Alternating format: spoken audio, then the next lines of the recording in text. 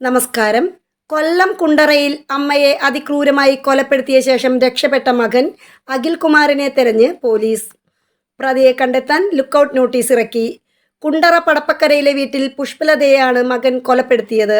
ഇക്കഴിഞ്ഞ 17-ാം തീയതി രാവിലെയാണ് പുഷ്പലതയുടെ മൃതദേഹം വീട്ടിൽ നിന്നും കണ്ടെത്തിയത്. ഇന്ത്യയിലുടനീളം ഇടയ്ക്കിടെ യാത്ര ചെയ്യുക പതിവുള്ളയാളാണ് അഖിൽ. അതിനാൽ തന്നെ ഇയാൾ കേരളം വിട്ടുപോയിട്ടുണ്ടെന്നാണ് പോലീസിന്റെ പ്രാഥമിക നിഗമനം. അഖിൽകുമാറിനായി സംസ്ഥാനത്തിനകത്തും പുറത്തും പോലീസ് അന്വേഷണം തുടരുകയാണ്. രാജ്യത്തിന്റെ പല ഭാഗങ്ങളിലും യാത്ര നടത്തി ശീലമുള്ള ആളായതിനാൽ പ്രതിയെ കണ്ടെത്താൻ ലുക്കൌട്ട് നോട്ടീസ് പുറപ്പെടുവിച്ചിരിക്കുകയാണ് കുണ്ടറ പോലീസ്.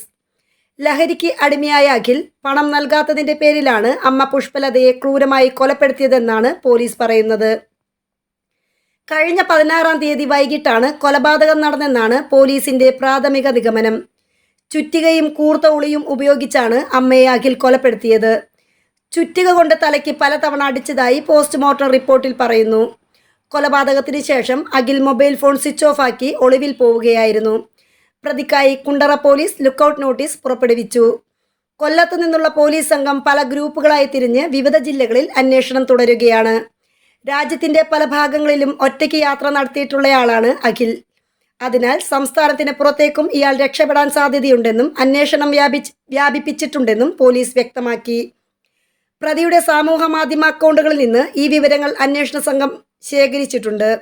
ലഹരിയുടെ പുറത്താണോ പുഷ്പലതയെ കൊലപ്പെടുത്തിയതെന്നും സംശയിക്കുന്നു. അമ്മയെ കൊലപ്പെടുത്തിയ കേസിന് പുറമെ മുത്തശ്ശൻ ആന്റണിയെ ആക്രമിച്ചതിന് പ്രതിക്കെതിരെ കൊലപാതക ശ്രമക്കുറ്റവും ചുമത്തിയിട്ടുണ്ട്. തലയ്ക്ക് ഗുരുതരമായി പരിക്കേറ്റ ആന്റണി തിരുവനന്തപുരം മെഡിക്കൽ കോളേജിൽ ചികിത്സയിൽ തുടരുകയാണ്. News desk മലയാളാക്ഷരം.